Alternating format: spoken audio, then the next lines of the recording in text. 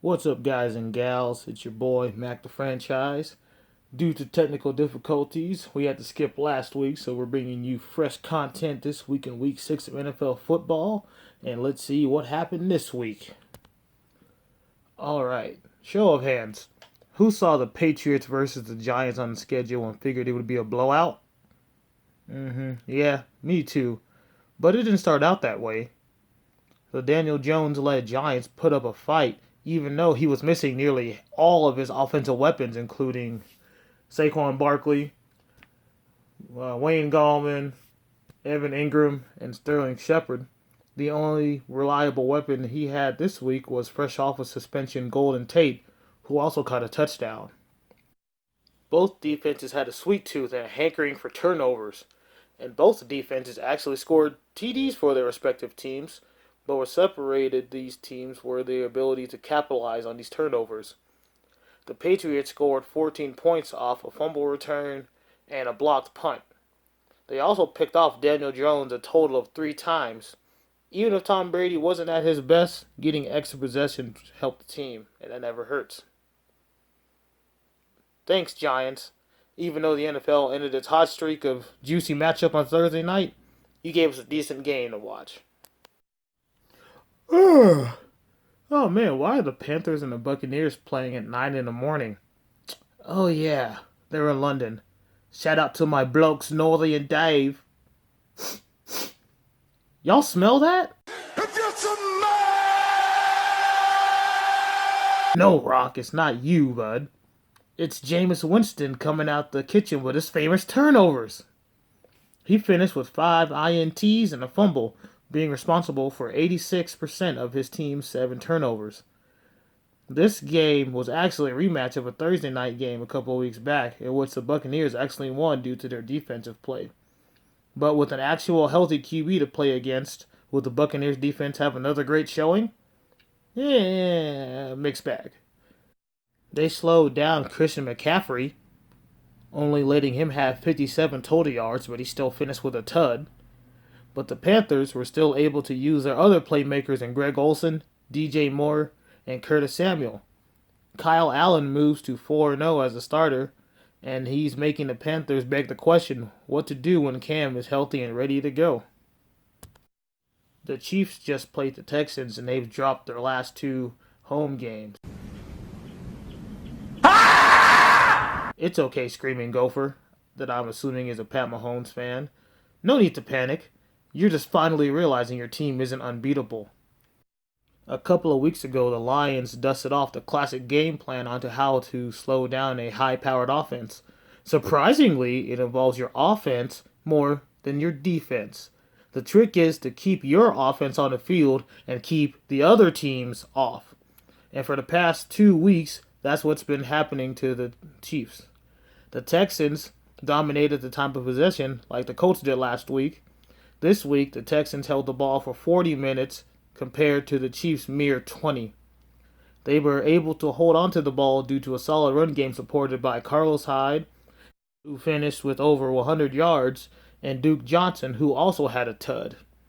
The Chiefs' defense, even with the addition of Tyrann Mathieu, can't stop a runny nose at this point. Mathieu, who plays at the safety position, had 10 tackles.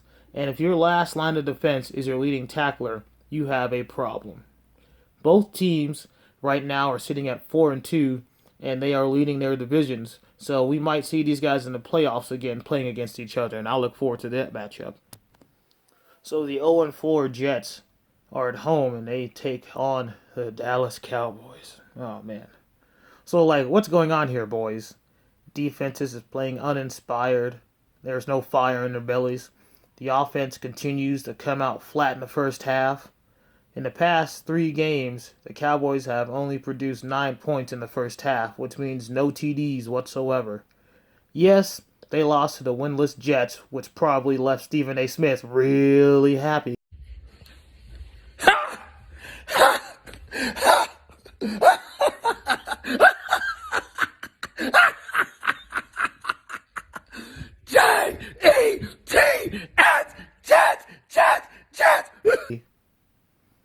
But they were only winless due to being without their 3rd overall picked QB Sam Darnold, who showed them what they were missing while he was gone.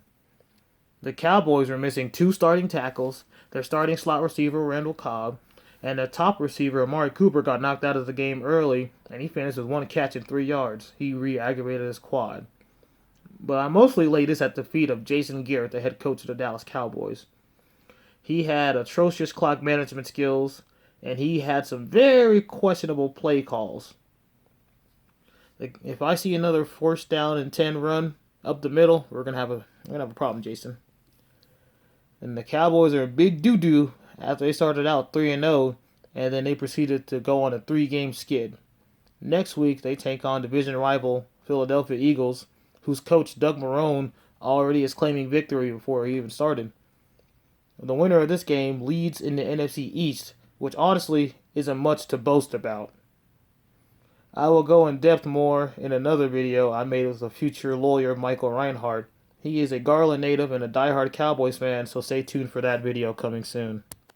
Sunday night on NBC, the Steelers took on the Chargers. And if you didn't watch this game, which I couldn't blame you, it wasn't that hot of a matchup, and you just looked at the box score and you decided to look it up who won, you would think, looking at it, wow, the Chargers lost a close game. But no, you would be incorrect. The Steelers got an early lead in the first quarter, and they never looked back. They kept their lead up to 2 scores right up until the waning 2 minutes of the game. So, Chargers got those garbage time touchdowns. The Steelers were down to their 3rd-string quarterback, who is Devlin Hodges. His highlight is that he's a former world champion duck caller.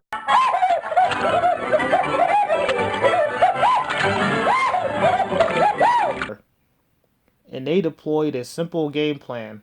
Run the ball until we absolutely have to throw it. And if you do have to throw it, just make like a quick screen or a slant, something real quick, get out your hands. And obviously, it worked this week. They got the dub. James Conner, he was the star of the show this week. He finished with 41 yards on the ground and 78 through the air and 2 tuds, which probably had Austin Eckler and Melvin Gordon fantasy owners like myself jealous, with neither of them even cracking 30 yards rushing together.